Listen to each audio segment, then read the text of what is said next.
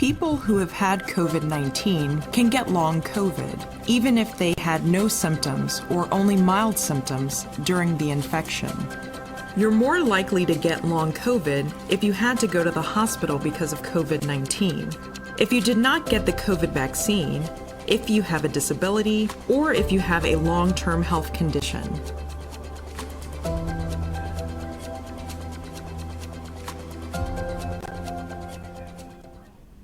Hello, everyone. Welcome to Sign1News. I'm Sign1News anchor Christopher D. Johnson.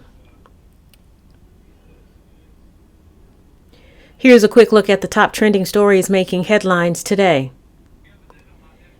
If you post an interesting comment about this update, we may add it at the bottom of the screen.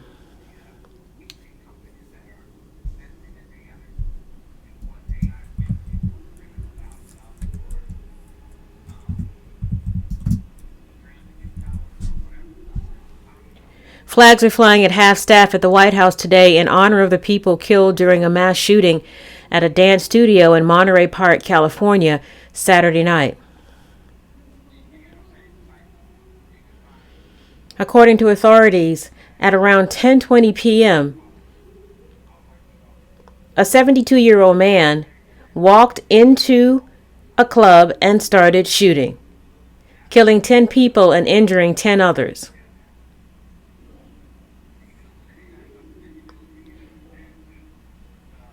Shortly after the attack in Monterey Park, authorities say the same suspect went to a second studio in nearby Alhambra. But people there were able to disarm him before he fled.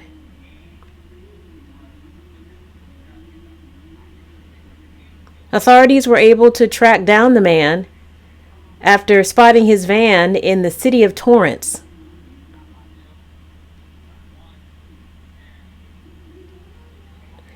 After a standoff with deputies that lasted for hours, the suspect was found dead in the van from a self-inflicted gunshot wound. Now authorities are left searching for a motive for the tragedy.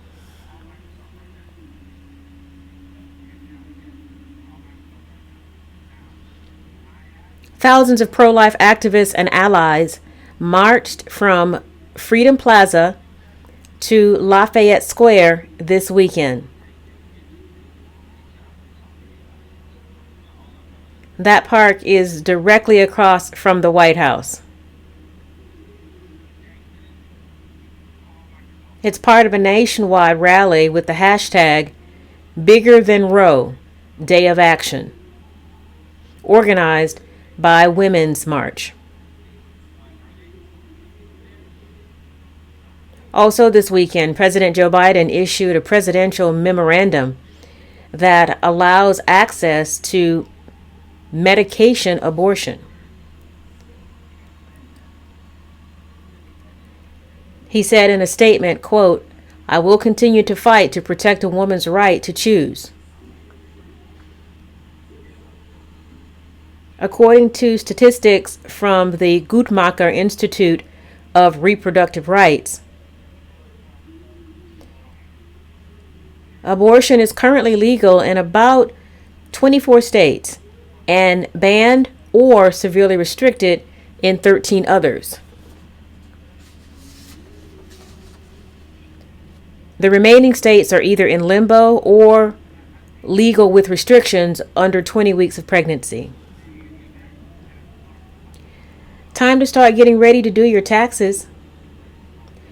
Tax season kicks off today, January 23rd. And things might look a little different this year for many taxpayers. Most Americans get a federal tax refund every year. And for many, that refund is a big help for their finances. But that help may be smaller this year. Tax experts say that's in part due to the expiration of some tax break enhancements that were in effect the previous tax year. Also, You should know if you pay later than the April 18th deadline, you may be subject to penalties and interest.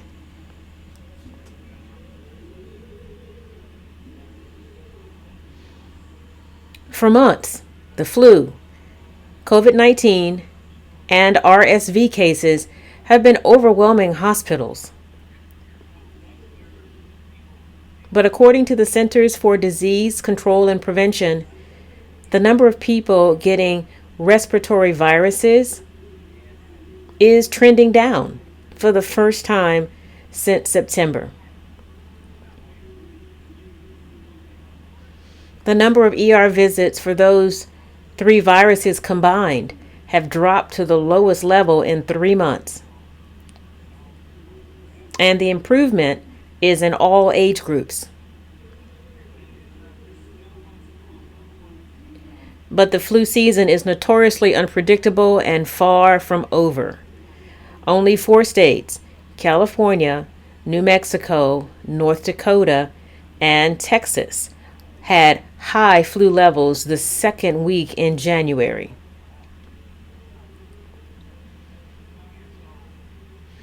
They are joined by 2 of America's largest cities, New York and Washington, D.C.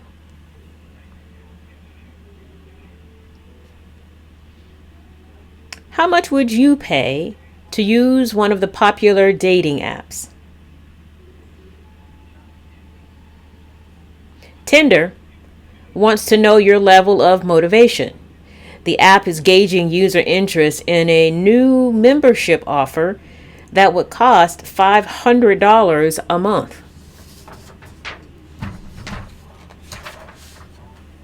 At this point, company officials haven't revealed what additional benefits users would get for $500. And another one of the company's dating apps, Hinge, is also rolling out a new membership level package. There's a tier of $50 to $60 a month, up from a current $35 version. Benefits would include subscribers' likes seen faster by other users, along with better profile recommendations. The new Hinge offering is expected during the first quarter of the year. So, the question for you, would you pay $500 a month for a dating app?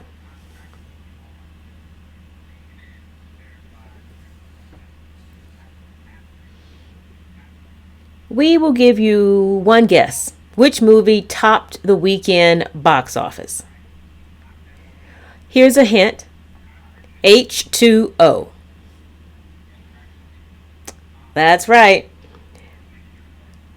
James Cameron's Avatar, The Way of Water, finished first for the 6th straight week.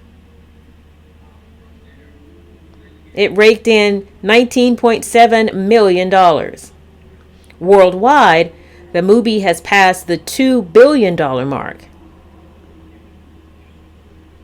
And if you combine the original Avatar and the movie Titanic,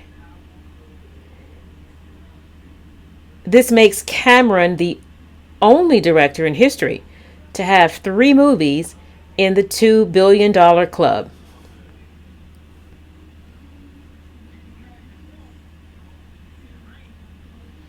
This dog is cute. This dog is tough. This dog is old. Really old. According to Guinness World Records, this white-furred Chihuahua mix, named Spike, has recently been given the title of oldest living dog.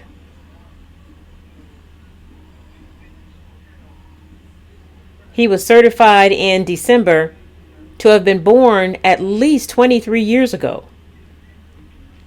Spike's owner says she found him about 14 years ago in a parking lot. Spike is nearly blind and hard of hearing. But his owner says he still enjoys spending time with animals on their farm and with people. If Spike were human, that would make him 105 years old. Wow. And that's it for today. Sign1News will be broadcasting updates Monday through Friday. A big thank you to our Sign1News app supporters. You help make this broadcast happen. You can download the Sign1News app by heading to the App Store or Google Play Store on your smartphone. And you can also watch on television or your laptop or iPad on Apple TV, Amazon, and Roku. Take care.